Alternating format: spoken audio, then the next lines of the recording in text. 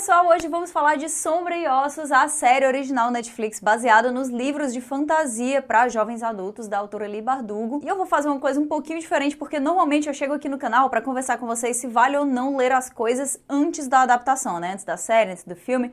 Mas hoje eu vou falar se vale ou não a pena continuar lendo Sombra e Ossos depois dessa primeira temporada para poder acompanhar aí junto com a série. Porque agora que a segunda temporada foi confirmada, você sabe que não vai ser abandonado. Pelo menos agora você não vai ser abandonado. É possível que você seja abandonado mais pra frente. Primeiro de tudo, eu quero explicar uma coisa que é um pouco complicada, tá? Essa série, ela é baseada na trilogia Sombra e Ossos, né? Que é formada por Sombra e Ossos, Sol e Tormenta e Ruína e Ascensão. Mas ela também inclui personagens de uma outra duologia dessa mesma autora, que se passa depois dessa trilogia aqui inicial, e que os personagens dessa duologia não se encontram com os protagonistas aqui dessa trilogia em nenhum momento, só que aqui eles resolveram fazer um mashup dessas coisas. Pra quem não sabe do que se trata Sombra e Ossos, aqui a gente acompanha a história da Alina Starkov, que mora nesse canto chamado Ravka, que é uma nação muito inspirada na Rússia czarista, né, na Rússia imperial. Aqui ela faz parte de um exército, ela é uma cartógrafa, uma pessoa assim simples, comum e tal, ela é uma órfã que tem um amigo assim de infância realmente muito próximo que chama Mal. Só que nesse lugar, além desse primeiro exército, também existe um segundo exército, que é formado por pessoas que são usuárias de magia, que eles não chamam de magia, mas que é magia, tá? Essas pessoas são conhecidas como Grisha. Os Grishas são divididos basicamente em 3 categorias. Os que mexem com o corpo humano, podendo alterar batimentos cardíacos, podendo alterar levemente sentimentos das pessoas, podendo curar ferimentos, mudar um pouco a aparência física. Os que conseguem manipular materiais físicos e os que podem manipular elementos como fogo, ar, água. E também existe um Grisha super raro que consegue controlar as sombras, que é conhecido como Darkling, que aqui é interpretado pelo Ben Barnes, que a gente já conhece lá de Westworld, quando a gente queria que ele tivesse uma morte lenta e dolorosa, que a gente já conhece lá de Crônicas de Nárnia. Esse cara, ele consegue invocar e manipular as sombras, as trevas mesmo, como se fossem um elemento. E esse lugar, Ravka, tem uma particularidade um pouco triste, porque ele é cortado por uma faixa muito grande de escuridão, de trevas, que tá lá há muito tempo e que dificulta absolutamente tudo dentro desse país. Por quê? Como essa faixa corta a nação no meio, a comunicação entre esses dois lados é complicada, o comércio entre esses dois lados é complicado, então como é que você vai manter uma cultura e uma economia unificada se existe essa coisa ali no meio que as pessoas têm dificuldade de atravessar? E por que elas têm dificuldade de atravessar? Porque dentro dessa faixa de escuridão vivem criaturas que assassinam humanos com facilidade. Existe também uma lenda há muito tempo de que um dia vai surgir um Grisha com poderes especiais, poderes únicos, e que essa pessoa vai ser um invocador do sol, que ela vai conseguir controlar a luz, e que porque ela controlar a luz, se ela ficar poderosa o suficiente, ela vai conseguir destruir aquela faixa de sombras que divide a nação ao meio. Daí assim, atenção, porque o que eu vou falar aqui não é possível que alguém considere spoiler, porque é o básico do enredo dessa história. A nossa personagem principal, a Alina, se revela essa pessoa, essa escolhida que vai ser aí a invocadora do sol, colocando ela de repente nesse lugar de a escolhida, a prometida, a Santa Alina que pode fazer esse milagre aqui por toda essa nação. E essa é a história básica de Shadow and Bone. Então é o seguinte, o que é que eu achei? A série é muito bem produzida, ela é muito bonita de verdade, o elenco... Simplesmente não consigo pensar em um elenco melhor, mais encaixadinho pra fazer cada um desses personagens. Inclusive os atores que representam mudanças de coisas que tinham lá no livro, pra mim, estão absolutamente perfeitos, assim, muito melhores do que no próprio livro, tá? Sei que todo mundo fala, é impossível uma adaptação ser melhor do que o original. Mas sim, é possível e em alguns aspectos, realmente, Shadow and Bone é melhor do que o primeiro livro, Sombra e Ossos. Eles fizeram mudanças muito inteligentes em coisas que já estavam realmente meio velhas e eles adicionaram alguns pontos na narrativa que melhoraram bastante alguns personagens, mas nem tudo são acertos. Eu acho que essa série, ela é muito, muito, muito legal para as pessoas que já leram os livros, porque ela tem uma certa dificuldade em explicar as coisas de maneira clara para quem ainda não conhece esse mundo. Conceitos básicos poderiam ter sido colocados aí logo no começo, ao invés de esperar muitos episódios. Tem algumas coisas extremamente importantes que você só vai descobrir no 4º episódio, e assim... ninguém tem tempo pra isso, né? Assistir 4 episódios do negócio você não tá entendendo nada. Ok, que no livro também tem um monte de conceitos que são jogados pra gente, que a gente vai entendendo pelo contexto ali, mas é muito diferente o livro e uma série, porque no livro você consome aquele conteúdo com muito mais calma, e na série a gente sabe que isso não é possível porque existe um número limitado de episódios, inclusive aqui a gente só tem 8. Então tem várias coisas que eles colocaram aqui que tomaram tempo de tela que eu acho que não deveriam ter sido colocadas. Eu entendo algumas mudanças que foram feitas, mas eu acho que nem todas elas foram a melhor ideia possível. Para começar, falando sobre os Corvos, né? Esses personagens que originalmente não estavam aqui nessa primeira temporada, nesse livro, mas que foram adicionados porque os fãs desse universo amam esses caras. Amam. E eu posso dizer que eu sou uma dessas pessoas. Eles com certeza são os meus personagens preferidos. Pra mim, o lado ruim de você colocar personagens que sim são muito bons e sim são muito simpáticos, extremamente carismáticos, mas dentro de uma história onde eles não estavam originalmente, é quase como se você estivesse fadando os personagens a não terem um real impacto. E a verdade é que foi exatamente isso aí que aconteceu. Se você observar bem, eles não têm muito impacto na história, eles só estão lá presentes para serem mais uma das conveniências, mais uma das coincidências que tem que acontecer para as coisas darem certo, mesmo que elas não façam o menor sentido às vezes. Então, não, isso aí pra mim não foi tão bacana. Também existe um núcleo aqui na série que tem 2 personagens que também aparecem em Sex of Crows e que pra mim ficou completamente desconexo, não tem nada a ver com o resto. E se queriam colocar esses personagens aqui, um deles seria uma coisa muito interessante porque é ligado a uma nação que caça esses Grisha, né? Que caça eles como bruxos. Então tem toda uma história aí de uma inquisição, tem toda a história de como aconteceu essa doutrinação, de como funciona essa crença, de como se desenvolveu essa cultura, que seria bacana colocar aqui porque é uma coisa que eu acho que enriqueceria a história, ou melhor ainda, usaria esse tempo de tela para desenvolver melhor a cultura Shu, colocaria a Alina conversando com o único outro personagem Shu que tem fala aqui na série inteira e com quem ela não interage, porque isso tanto melhoraria o lado da representatividade cultural e étnica, como melhoraria o desenvolvimento da nossa protagonista, que deveria ser um dos pontos centrais aqui, principalmente na primeira temporada. Mas ao invés disso, eles resolvem colocar uma coisa que seria originalmente um flashback aí nos outros livros. Eu acho que não funcionou. Outra coisa que eu acho que ficou mal explicada nessa série foi o lance inteiro de amplificadores de poder, e eu acho que é uma coisa que vai impactar muito negativamente nas próximas temporadas, porque é algo que vai voltar, algo que vai ser bastante importante. Mas assim, a série realmente, ela é divertida, claramente tem muita grana que foi colocada ali, eu achei os cenários assim, magníficos, os figurinos também ficaram incríveis, acho que várias pessoas vão gostar, não à toa, tem muita gente assistindo, muita gente se empolgando, muita gente indo atrás dos livros, é porque sim, funciona, mas eu acho que a virada dela, o momento que você fica realmente querendo maratonar tudo, é mais ou menos ali no 5º episódio, e eu acho que várias pessoas vão desistir, principalmente nos 2 primeiros. Agora vamos falar sobre os livros, tá? Primeiro falando sobre a trilogia de Sombra e Ossos, Sol e Tormenta, Ruína e Ascensão. Se vocês já acompanham meu conteúdo há algum tempo, vocês devem saber que eu não sou exatamente uma pessoa que acha legal não gostar das coisas e que acha legal falar mal das coisas. Mas eu realmente não gostei tanto assim. A maneira como eu vejo Sombra e Ossos hoje em dia é muito mais como um símbolo dos tempos em que ele foi lançado do que necessariamente uma coisa que não é boa. Por que eu tô dizendo isso? Porque existe uma série de clichês que a gente já tá muito cansado hoje em dia, que já tá muito gasto, que eu acho que o próprio público dessa literatura de fantasia ou de distopia para jovens adultos também tá de saco cheio. E que tem muitas dessas coisas aqui em Sombra e Ossos, porque naquela época a galera não tava muito de saco cheio ainda, né? Aí a gente tem personagens que são super jovens e que não agem como pessoas que são tão jovens assim, que têm experiências que não condizem muitas vezes com a idade que eles são colocados ali. Tem triângulo amoroso, que mais pra frente vira até meio que um quadrado amoroso. Eu não tenho nenhum problema com romance, eu não tenho nenhum problema com foco em romance, eu definitivamente não tenho nenhum problema com literatura para jovens adultos. Mas esses clichês, não sei se por escolha necessariamente dos autores ou por pressão do mercado editorial, isso tá muito presente. É realmente uma coisa muito comum e não dá pra negar. Não sempre, mas muitas vezes não à toa ficou gasto. Outra coisa que eu também não curto muito é que as interações entre personagens femininas são muitas vezes baseadas em ciúme, em inveja, é sempre uma coisa tipo assim, ai meu Deus, ela é muito mais bonita do que eu, e o cara que eu gosto é também muito bonito, então será que ele vai preferir ela porque ela é mais bonita do que eu, e será que se eu ficar mais bonita ele vai preferir a mim e não a ela, o que me leva ao meu outro ponto que é, nós temos um material completamente obcecado com beleza física, que chega a dar realmente uma cansada e que eu acho que não é exatamente positivo.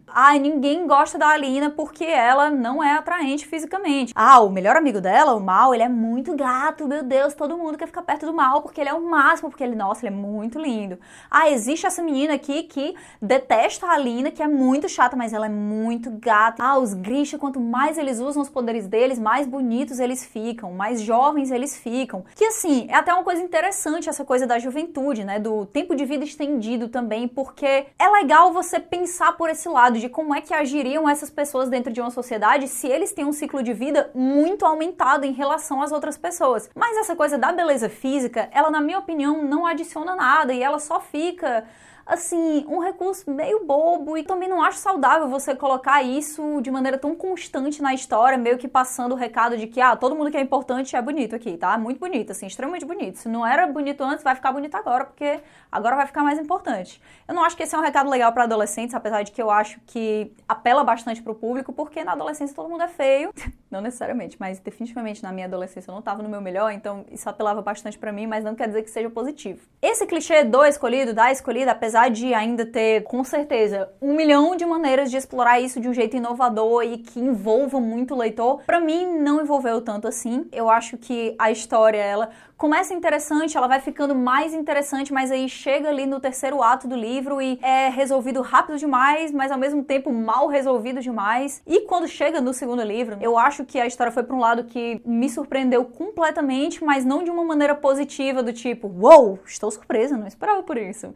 E mais de uma maneira, era pra cá que a autora tava me levando, porque sinceramente não foi isso que eu peguei do primeiro livro inteiro que eu li. E todas essas coisas pra mim são falhas, mas não quer dizer que o livro seja ruim, quer dizer única e exclusivamente que eu não sou o público-alvo desse livro, eu não me agradei com esse livro, mas assim, é um livro fácil, divertido, leve, bacana pra você apresentar fantasia, principalmente pra quem não lê, não é muito familiarizado com o gênero, pra quem curte muito romance, e que não se incomode com esse tipo de clichê que eu falei aqui tantas vezes. Os personagens secundários são muito legais, na verdade, assim, eles são até bem mais legais do que os personagens principais, na minha opinião. Todos os meus preferidos são personagens secundários nessa trilogia. Mas assim, apesar de ter seus pontos positivos, será que eu indicaria para uma pessoa ler Sombra e Ossos quando ela tá procurando algo bem interessante para ler em 2021, uma coisa nova, fresca, que traga assim, sabe, aquela empolgação de não viver isso antes? Sinceramente, eu pessoalmente não indicaria. Não é que o livro seja ruim, é só que com o tempo ele não envelheceu tão bem assim. O que me leva à minha verdadeira dor em relação a isso, que é, eu preferi 1 milhão de vezes Six of Crows e Crooked Kingdom a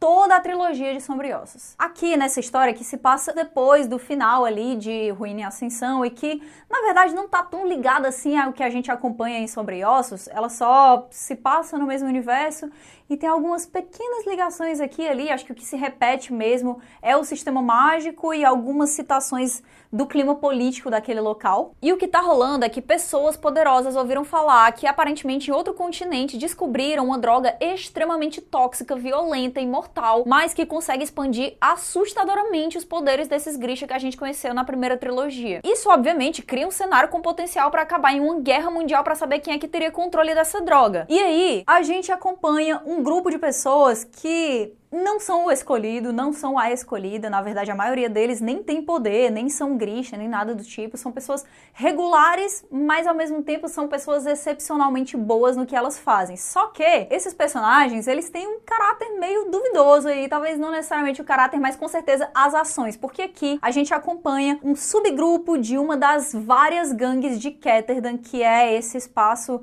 baseado em Amsterdã, baseado na Nova York antiga, que é cheio de gangues e que tem um submundo ali muito desenvolvido. E o nosso grupo de protagonistas aqui, ele inclui o garoto prodígio do crime de Ketterdam, que é extremamente inteligente e impiedoso, um prisioneiro ex-membro de uma ordem de caçadores de Grisha, uma Grisha que é ex-soldada do exército de Ravka, um pistoleiro que tem a mira perfeita, mas que é completamente viciado em jogos de azar, uma ex-acrobata com a destreza excepcional que trabalha atualmente como coletora de segredos e informações para uma gangue, e um novato especialista em demolições que tem um passado um pouquinho misterioso. curioso. Essas pessoas, elas vão se unir para uma missão aqui, porque esse é um livro de assalto, que é uma daquelas histórias onde se juntam um grupo de pessoas aleatórias, que são muito boas no que elas fazem, e vão fazer um trabalho que, tecnicamente, seria impossível. Ninguém conseguiria fazer isso, ninguém conseguiria roubar esse banco, a não ser que essas pessoas tenham absolutamente todas as ferramentas ao mesmo tempo. Seria coincidência demais e impossível. Mais ou menos o que a gente vê ali em 11 Homens e o Segredo,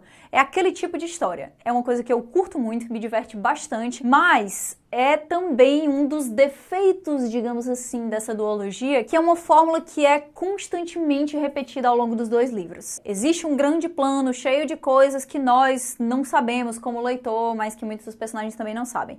Aí, de repente, alguma coisa dá errado e aí existe um outro grande plano ainda maior que fica em cima daquele primeiro que vai resolver as coisas. E aí algumas coisas dão errado e aí tem um outro grande plano que vem em cima. É uma coisa que vai se repetindo, e se esse é o tipo de coisa que te incomoda como leitor, talvez você não curta tanto assim essa parte de Sex of Crows, mas essa duologia, ela é uma daquelas totalmente baseada em personagens, muito mais do que no enredo, muito mais do que na aventura, que também é legal, que apesar dos clichês, consegue se desenvolver de uma maneira que é bastante satisfatória. A gente tem 6 personagens principais, um deles que não apareceu na adaptação, mas tudo bem, porque é o que eu menos gosto, então obrigado pelos mimos, Netflix. A história dessas pessoas são ao mesmo tempo mais ordinárias, porque elas não são o herói que vai salvar o planeta Terra inteiro, mas ao mesmo tempo elas também são muito mais simpáticas. Os personagens definitivamente não são cansativos como os protagonistas dos 3 primeiros livros, que, diga-se de passagem, ficaram bem melhores na série. E eu falo, sem ter medo de ser feliz, que você vai gostar pelo menos da maioria deles. Pelo menos. Na verdade, como eu falei, só tem um que eu não gosto muito. E várias vezes eu gosto até dele também, porque assim, eu sou uma pessoa que tem coração mole. Esse livro, ele também se encaixa nesse gênero para jovens adultos, né? Para jovens leitores. Então, também existem alguns clichês aqui, como, por exemplo, aquilo das pessoas serem super jovens e, na verdade, não fazer o menor sentido. Você olha assim, aí tem um cara dizendo, ah, porque eu sou o mais velho desse grupo e eu tenho apenas 19 anos. E eu ficava tipo... Meu amigo, você não tem 19 anos. E aí, pra me ajudar como leitora, eu ignorei completamente essa parte. Outra coisa que eles melhoraram bastante na série, porque realmente todos os atores são bem mais velhos do que essa coisa dos 17, 16 anos. Não que tenha algum problema você ter essa idade, tá? É só porque eles não agem muito de acordo com isso. Pelo menos não na maioria das vezes. Mas apesar desse livro ser indicado ainda para jovens leitores, ele tem várias coisas que me fazem pensar que é como se ele estivesse ali no limiar do ok.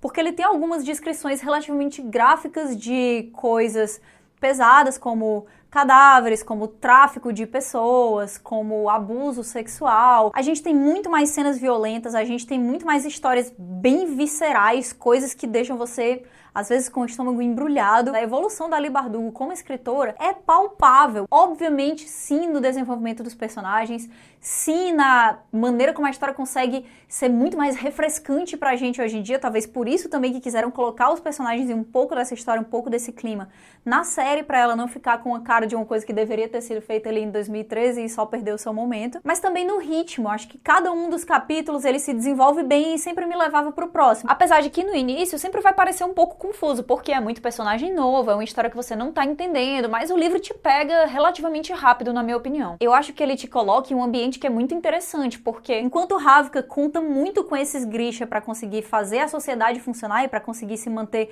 protegido nas constantes guerras, né, nos constantes conflitos territoriais que estão tendo por ali, aqui em Ketterdam a gente acompanha um lugar que é muito mais desenvolvido industrialmente, porque como eles não têm tantos Grisha assim, principalmente comparado a Ravka, que é um lugar onde essas pessoas são bem-vindas e aonde os poderes delas são encorajados e aonde elas têm lugares pra treinar e evoluir e tal, aqui definitivamente é bem menos comum. A gente vê muito mais um clima meio steampunk quase, sabe? Falando assim a nível pessoal, foi um clima que me agradou muito mais, então talvez a minha indicação seja pra vocês tentarem ler o primeiro livro, ver se vocês gostam e aí sim continua a trilogia toda, e se não gostarem, larga e já vai pra Sex of Crows direto. Atenção, eu não tô falando que não é nem pra tentar a primeira trilogia. Não vá pela minha indicação e pule aí pra depois descobrir que os livros eram ótimos pra você não, tá? Acho que tudo depende da preferência pessoal. Mas se você quer começar por Sex of Crows, o que eu digo é: vá. Assiste uns vídeos que expliquem o sistema mágico, a situação política, ou quem sabe que dê um pouco do resumo aí do que acontece nos 3 primeiros livros. Isso já resolveria. Eu sei que não é exatamente uma indicação super nobre pra dar pra alguém, mas é porque eu realmente acho uma tristeza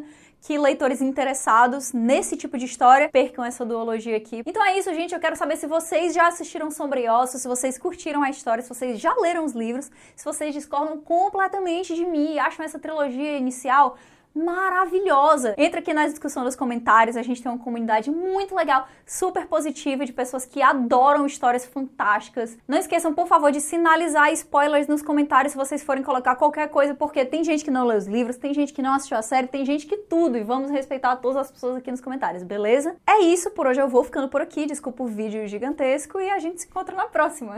Tchau, tchau!